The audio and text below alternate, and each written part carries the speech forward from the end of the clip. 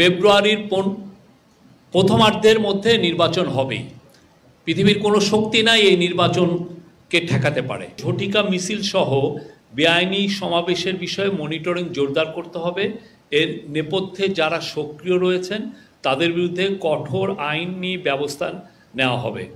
আজকে এই পুরো বিষয়টা পর্যালোচনা করা হয়েছে এবং এই বিষয়ে নির্দেশনা দেওয়া হয়েছে আইনশৃঙ্খলা বাহিনীকে। ইলেকশনকে ঘিরে যাতে কোথাও কোনো ধরনের নিরাপত্তাজনিত ঘটনা যাতে এই ওয়ার্ডসে না হয় সে বিষয়ে সবাইকে অ্যালার্ট থাকার জন্য বলা হয়। পলিটিক্যাল পার্টিগুলোর সাথে আরও তাদের মধ্যে নিবিড় সম্পর্ক গড়ে তোলার ব্যাপারে এমফেসাস দেওয়া হয়। বৈঠকে সিদ্ধান্ত হয়েছে ক্রমাগতভাবে নিরাপত্তা পরিস্থিতি মনিটরিং করার জন্য। এই জন্য নিরাপত্তা বাহিনীগুলোর মধ্যে কোঅর্ডিনেশন বাড়ানোর কথা বলা হয়েছে এবং যে কোনো পরিস্থিতি মোকাবেলার প্রশাসনের আগাম প্রস্তুতি রাখতে হবে। এর পাশাপাশি ডাকসু নির্বাচন যাতে শান্তিপূর্ণ ও উৎসবমুখর পরিবেশে হয় সেই জন্য বিশ্ববিদ্যালয়ের প্রশাসনকে সর্বাত্মক সহযোগিতা প্রদানের নির্দেশ দিয়েছেন প্রধান উপদেষ্টা। পতিত পরাজিত ফ্যাসিবাদী শক্তি যখনই দেশ দেখছে যে দেশ নির্বাচনের দিকে এগিয়ে যাচ্ছে এবং এই জুলাইয়ের হত্যাযজ্ঞের সাথে জড়িতদের বিচার প্রক্রিয়া দ্রুত এগোচ্ছে, ততই তারা ডেসপারেট এবং বেপরোয়া হয়ে পড়ছে। এর ফলে তারা দেশের সার্বিক শান্তি শৃঙ্খলা বিনষ্ট করার জন্য, গণতান্ত্রিক অগ্রযাত্রাকে ব্যাহত করার জন্য সকল শক্তি নিয়ে মাঠে নামছে। এটা এখন আইন শৃঙ্খলা পরিস্থিতি নয়, এটা একটা জাতীয় নিরাপত্তা ইস্যু হয়ে দাঁড়িয়েছে।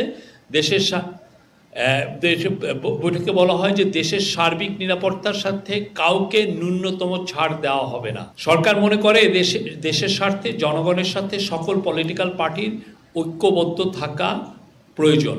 আমরা চেষ্টা করছি এবং আজকের মিটিংয়েও বলা হয়েছে যে নির্বাচন যে করেই হোক ফেব্রুয়ারির প্রথমার্ধের মধ্যে নির্বাচন হবেই। পৃথিবীর কোনো শক্তি নাই এই নির্বাচনকে ঠেকাতে পারে। নির্বাচন হবে এবং সে বিষয়ে পুরো যত ধরনের প্রস্তুতি লাগে সেই প্রস্তুতিগুলো নেওয়া হচ্ছে। আর অ্যাকশন কি, প্রত্যেকটা ঘটনায় আমরা অ্যাকশন নিচ্ছি, এমন না যে বসে থাকা হচ্ছে।